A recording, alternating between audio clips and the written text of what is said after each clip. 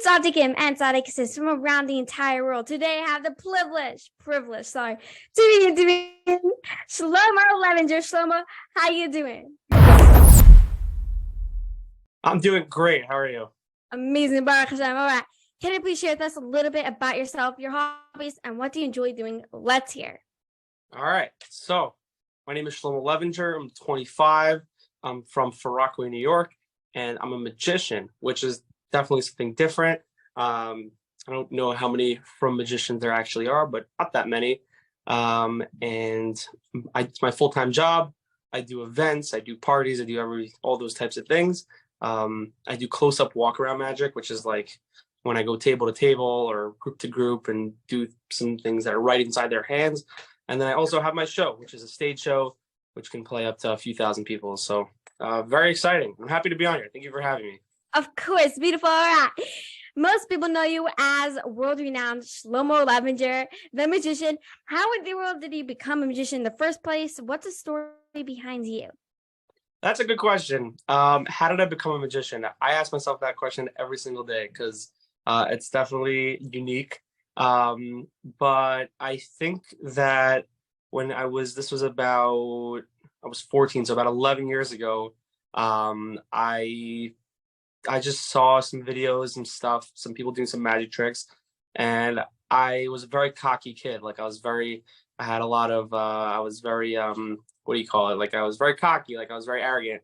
So so I thought that anything I saw I could do. Like I thought like I tried, like I was like I could do that. So I saw some videos. I'm like, I could probably do that. That's pretty cool. And I started doing it, and it got some good reactions. I wasn't even that good, to be honest. Like I watched some videos back, and it's rough. But yeah, I just kept doing it. I stuck to it, and I really enjoyed it. And it was something that I found, unique, intriguing. It was something has a lot of factors to it, which we can get into. But magic is, it's something that I don't know. I feel like you get the reactions that you get are something that you don't get it with anything else. So that's true, though. Yeah, 100%. So that's kind of what that's the addiction, I would say, is probably trying new magic and then the reactions you get. Beautiful. All right. I'm curious to know, when did you start creating magic videos and going on stage? Yeah, so the videos, I don't know, just came naturally because I don't know, I just saw people filming their own stuff, and I said, you know what, like if I find these reactions cool and I find the actual magic really cool, I bet you other people will too. And yeah, just took some videos, started putting it online, just sharing it, and thank God it's like my bread and butter. It's like my go-to for marketing and just for just sharing joy with people. Send around some videos and let people enjoy it for themselves. Wow. And then the stage thing, it's a very good question, by the way. The stage thing, I didn't even really think about performing at all. Like when I was in high school, I just did it as a hobby. And then when I was in, I think, 11th grade, one of my rebbeim, he said to me, he's like, "Oh, can you come do some tricks at my family Hanukkah party?" And I was like, "Okay, sure." Like, but he's like, "Yeah, we'll pay you, like whatever." I was like, "All right." So I was trying to figure out, like, okay, how much should I charge? Like he wanted a 30-minute show, so how much should I charge for a 30-minute show? So I charged him like $50, which I guess looking back was kind of a joke, but it was my first show ever, and it went really well. It was a lot of fun. The one thing I remember specifically from that was I remember it was 20 minutes in, and I finished all my tricks, and I was like, what do I do? So I kind of had to improvise because I didn't realize timing and spacing when you perform. When you're a performer, there's timing, there's presentation, there's routining. So these things all take time, and once you learn how to build a show, you learn all these things. But it was my first time ever doing it, so I wasn't really doing a show. I was just doing the tricks. If that makes sense. And yeah, it was a lot of fun, but it was nerve-wracking. But then at the end of it, I felt good about it. So that's all that matters. When you didn't have the tricks left. Yeah, I think I just improvised, and I think I just I don't know, maybe did like one or two other things and just called it a day and that was it. But I just took my L. But no, but it was fun. It was great. And I think after that, like I don't know, just people, there's not that many from magicians, so people were like, oh, this guy Shlomo, he's really good. Go, go book him. And then my prices started going up. I did, I charged like $200, $300, $400. And then I was hustling a lot. I was doing summer gigs. I was doing a lot of like bungalow colonies in the summer for day camps. I remember like this is crazy, and like I can't believe I had this hustle in me because I'm so lazy now. But I I used to like before I had a license, before I drove, I used to hitchhike like with all my magic stuff to like the bungalow colony to like and like I would stand on the side of the road like getting a ride because I didn't have a car and I didn't have anyone to drive me and I really wanted to do the show. So I would like literally hitchhike to the show. It's just so crazy. But yeah. That is so funny. What is your most best and crazy memory throughout this adventure? I think you like already said memories, but you could say more. Yeah, of course. I think I don't know. I always there's a few different like categories of answers. There's a few different directions I can go with this answer. There's obviously like the kind of those moments where I'm like, what is happening right now? Like I can't believe like I'm doing this or I'm doing this. So for me, those I'm a huge sports fan, so I'm getting to meet certain athletes and perform for them and hang out with them. That's definitely a highlight for me. Also, when I do certain events that are like, really nice and just the type of events that I never expected to be on stage, entertaining, let's say, 1,000 people. It's just like, it's kind of like you look at yourself, and you're like, whoa, like, Right. I just did it, yeah. There's a concept. I don't know if you ever heard of this, but there's a concept called imposter syndrome. You ever hear of that? No, I did not. So I'll explain what it is. Basically, imposter syndrome is where a person doesn't they feel like they're what they do, or let's say for me, so I feel like my magician, like my name as a magician, like I'm kind of an imposter because I know myself, so I look at me differently than the way that other people look at me. Does that make sense? Like Of I, I course, kind of yeah. I kind of feel like I'm at playing the part of myself as a magician, which is weird, and it's a real thing. It's called imposter syndrome. So like sometimes I'll just be like in a certain like I'll be performing, at a really nice event and getting paid a lot of money, and I'm just like like I'm just me. Like I'm not, it's weird, but at the end of the day, and this is very important, and I know that your podcast is all about like good vibes and good messages, and I think a good message is like realize your self-worth. Like everyone has to realize what they're worth, because if whether whatever talent you have, like don't feel bad about yourself. Don't sell yourself short. Like know that you have that talent, and like be like, yeah, you know what, I am great, and like I you know what, I got this, and that will get you very far. Wow. How do you mind read, by the way? It's How like do kind of I? crazy.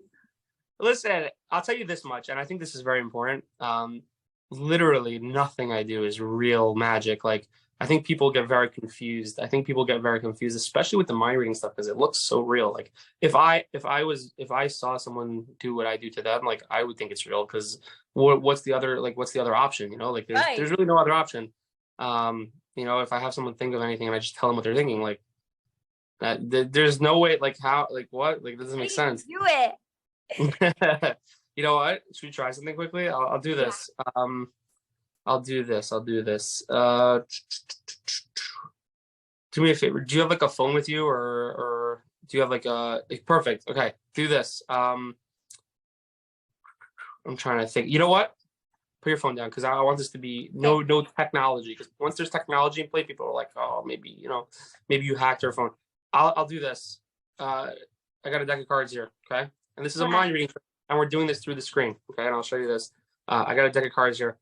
Before I came on, I did something to this deck. I changed some cards in here. Okay. I want you to think of any card. Change your mind a few times. When you have a card, let me know. Okay. I don't know so much of the names of the card, but I know how it looks like. So I'll tell you. You have ace, 2, 3, 4, 5, 6, 7, 8, 9, 10, jack, queen, and king. Those are the numbers.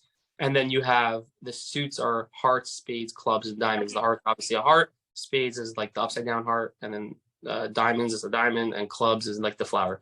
So, Okay. well, name any card. Go ahead. Hearts. What number? What number is it? I choose any number? Yeah. 2. 2. So the 2 of hearts. Yeah. You sure? Positive. If I predicted the 2 of hearts in this deck, that's crazy. Right. Look, I'm going to take the cards out of the box. For real. Take all the cards out of the box. Check this out. If I go through the cards, you see how the cards are all facing one way? Yeah. You see how there's an ace of spades there? Yeah. That's not your card. That's not the 2 of Right. hearts. No. But we'll keep going. We'll keep going. We have the ace of diamonds. If we spread through a little more, we got where else? What else we got here? We got the ace of clubs. Okay. And then last but not least, so we got the ace of hearts. Those are the 4 aces facing the opposite way in the deck. But you're probably asking yourself, what does it have to do with your cards? Right. I'll show you. I turned these aces the other way on purpose because I didn't want you to see the back. And I took these from a different deck. These are from a red deck, and I wrote words on the back. What does that say? The That says the 2 of of hearts. How do you do that? 2 of hearts. There you go. But how do you do that? You wrote it down? It is on the deck it's on there. That's before you said it. Before you said anything. That is so creepy. You know what? Can I try one more? Let me try one more. But I'll keep this. I'll do this a little bit different. I'm gonna tilt this down a little bit. My room's very messy here, so we'll try to get it. But we got here. I'll stand up maybe. We got what do we got? We got 1, 2, 3, 4. What is that? $5? $5? Yeah. Like you if you were here you could feel it, but it's just $1. And that's just 5 of them. And I'll show you. I'll be very fair about it. $5. Okay. Here we go. I'm gonna try this. If I could turn this into more money, how much should I turn it into? 10. 10. Okay, I'm gonna try. 5 to 10. You know what? Go big or go home. Let's do better. Let's go 100 because I feel like that's a good way to change it. Watch the ones. 1, 2. Don't blink. Nothing in my hands. That's when those literally turn into. That's 1. That's 2. That's 3. That's 4. That's 500. How do you do that? But you know what the thing is though? They say about money. Money goes pretty quickly, right? So watch the 100. That's when they change back. So I don't know. It's so weird. Crazy. Kind of creepy. But how do you read people's minds? Like, you know exactly who someone's name is? Yeah, so I think that when it comes to mind reading, there's a few kind of things that you got to know. Like, number one, like, first of all, again, it's not real. And it's not even like people think like, oh, I'm reading your facial expressions, right? Or people. It's none of that either. That's just acting. It's just a trick. There's a way to always get the information, no matter what. There's always a way to get the information. So, I like. I'll give you an example. Like here, go. This is not really a trick, but I'm gonna ask you a question. Just think of the first thing that comes to your head. You ready? Okay. Okay. Here we go. First thing that comes to your head. Just lock it in. Here we go. Think of a number between 1 and 10. Go. Lock it in. Okay. You got one? Yeah. Okay. I'm gonna try this. There's a lot of examples of this, by the way. If I get this wrong, like this is not like I'm probably not gonna get it right. I'm just saying. But I'm gonna explain to you what I'm doing, and you get the idea. What number? 10. Between 1 and 10, and you chose 10. Yeah. Which is a very common thing. Which is actually very not common to say. Most people would say 7, which is what I wrote 7. So I'm taking a risk. And I'm assuming that you're gonna say that. And I'll give you an example. A lot of mind readers do this. Like I'll say, think of I don't know. Ready? The first vegetable that comes to your mind. Don't say it. Just think of it. Just the first one that pops in your head. Okay, right? Most people, you know what most people would say? What? What do you think most people would say? I don't know. Most people would say carrot. I don't know what you were thinking. I said That's what most people would say. Right. Okay. Fair enough. This is going great, by the way. And like, let's say, think of the first flower that comes into your head. Go, first flower. Most people say rose. So what I I do, did. right, there you go. So that one worked. So what happens is this. No, and this is not like a trick. This is what happens a lot of times. What mentalists will do is they'll, let's say, have the top 3 answers that people give. So there's a pretty good chance that they'll get it right.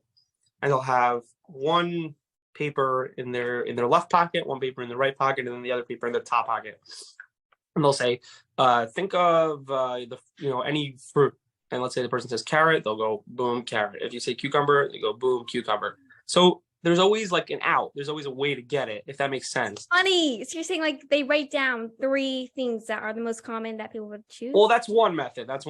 But there's always ways. There's always different things. I'll give you another secret. Okay. There's always ways to write down information after the person says it. I don't want to give away too much. Behind their back? But there's certain secret things that you can write that I can pretend like I'm writing something now and say, okay, what number did you think of? And then you'll say 10. And then after you say it, I'll be able to write 10 and show you 10. So there's certain like, That's so I'm giving you too many secrets right now. This is not good. I wanted to know them. Don't worry. Everyone on here, I'm going to say, what is it called? Yeah. Warning. Oh, Yeah. Some secrets. Anyway. Yeah. wow. So that, but you know what? Should we try one more? I'll try one more. Why not? Because this is good. We're going. We're doing it. I got a deck of cards. I'm gonna try this. I don't know if this is gonna work, but we'll try.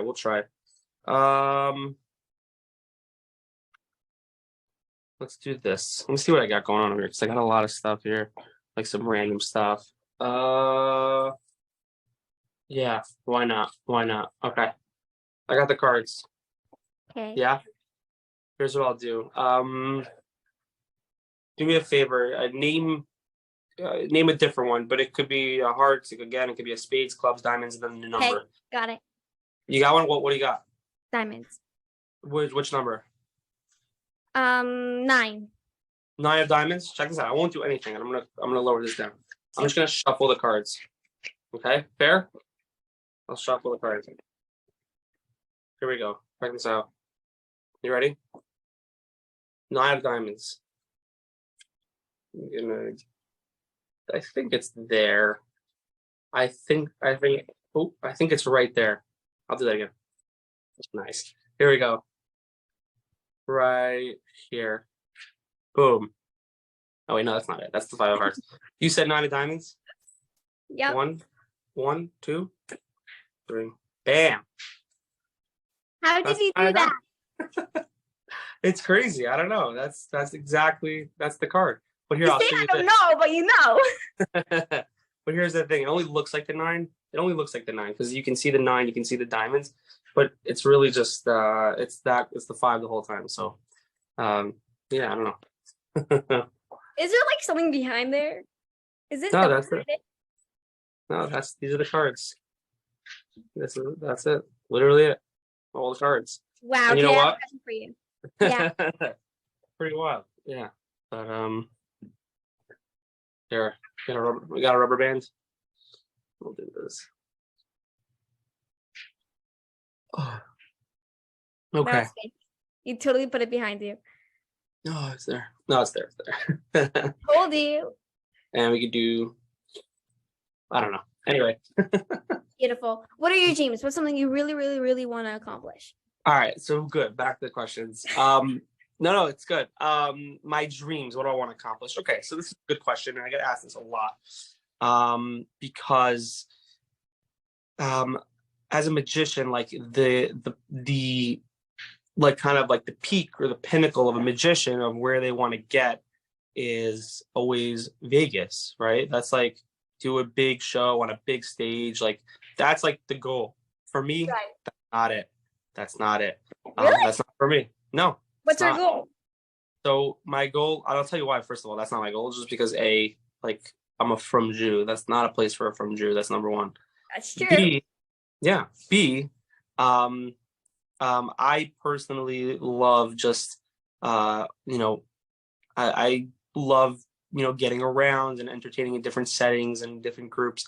So I think my dream, like the dream is to just always make people happy, like regardless of what I'm doing. That's number one. Love Like it. that's the number one thing, and that's what keeps driving me every day. Like, one of the reasons why I decided to come on your podcast is because I saw what you guys are about. Like I saw what you guys do, and I respect that and I like that. So, Amazing. yeah, that's number one, and I think number two, like in terms of like a like actual like goal. I don't know. I right now I'm doing a lot of corporate events, which means like for companies, I do a lot of magic. Like I'll go to a company event. They have like events for their employees, and I entertain them there. And there's some really big ones, some really big like famous companies that do these massive events. And That reminds me of something, by the way, because Baruch Perlowitz, if you know him, he also sure, does game shows for these type of yeah, events. I was watching your status, and all of a sudden I was like, wait, I hear Baruch behind you. yeah, we just did an event together. And We I just texted did him, an I event was together. like, you're with Shlomo Levinger? Yeah, shout out YK Events. We just did an event Good together. for you. Yeah, he's the man. So funny. Mm-hmm. Wow. What is a life lesson you can teach us? A life lesson I could teach you. I think that one of the biggest things for me is realizing like, and this is I feel like a classic one, but I'm gonna put my own twist on it. I think that if you have like a goal and you have a dream, like don't give up because um, for me, I just I'm very like if I have a goal, like I'm all in. I'm going there full head of steam. Right. Like I'm not just giving up for no reason. So I think for me, I want if I get into something, I'm all in. I want to be the best at whatever I do. Um, and I think that sometimes it's easy to like say like, oh, like what's gonna come out of it anyway, and people like to give up on themselves. I think everyone should stay true to themselves and really not give up because I guarantee you, at some point down the road, whether it be a month, a year, 2 years, you'll feel good about yourself and something will come out of what you're doing. And I think that a very important thing I realized is that don't don't celebrate small accomplishments. It's very important. Take small accomplishments and live in the moment and feel like and realize like whoa, that was pretty cool. That's and use that to drive you to the next. Use that to drive you to the next accomplishment and the next accomplishment and the next accomplishment.